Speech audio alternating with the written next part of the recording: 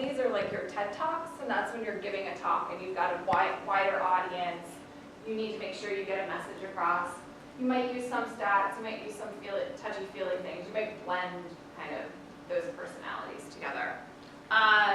If you look at the external unknown, or external knowns and friendlies, that's like your client status meetings, right? Like if you have a client, or you're meeting with somebody like in class, right? You're pulling together a presentation with somebody in class and you're trying to meet with them on something.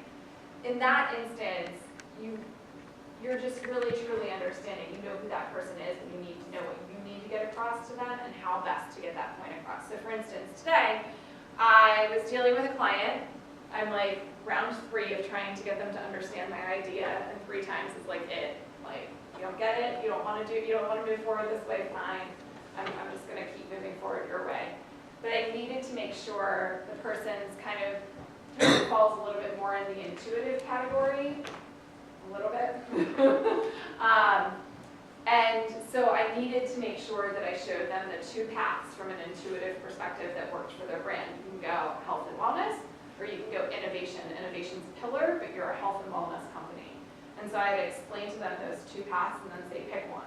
And he was like, health and wellness. Not the path I would have chosen, but at that point in time I was done, and we were just going to ruin the relationship if we went any further. So I was like, all right, great. We'll move that way, and this is the next steps, and we were out. So I knew his mindset, I knew where he was, I knew he was already kind of like frustrated. He was changing an idea that didn't make sense anymore. External unknowns, these are like pitches. This is what we do a lot of times. Kayleen and I are constantly pitching new business and clients that we don't, potential clients we don't know. That's where stalking comes into play, right? So you can generally speaking understand based off of where somebody's come from in their career, what their past jobs have been, or how seasoned they are, what their mindset is. So for instance, a lot of times when we go and we're pitching people, we're pitching CMOs, right? Now, that's not the only person we're pitching, but that's my target. The CMO has to like me, or the director of marketing, or the director of brand has to like what we said. They might have a team of people around them, and we need to play to those people, but that's my point, and that's the person I want. A lot of times, I know that the CMOs or the brand managers, they're more intuitive. If they're seasoned in their career, they know what they've got, they know what they're buying, they are gut reaction type people. So you kind of just start to know based off of career, what level they're at, where they are, and you start just making educated guesses. Internal persuasive, that's when you're like with a team and you're pitching an idea. You guys all just did that right now, right?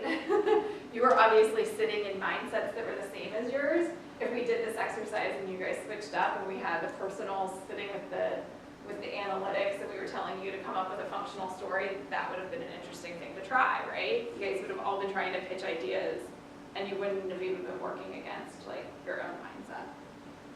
And then internal friendly, that's just status. Does that help you answer your question?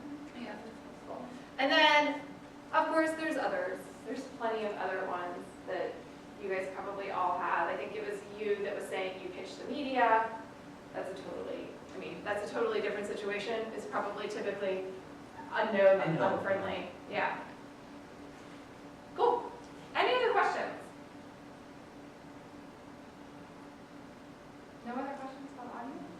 Yeah? I saw your profile and I'm very interested in digital marketing. Can you describe what you enjoy doing most as usual? Oh, sorry, huge. Oh, sure. Yeah. What do I like doing most at Huge? That's a tough question. Oh, well, I can go back to my profile slide.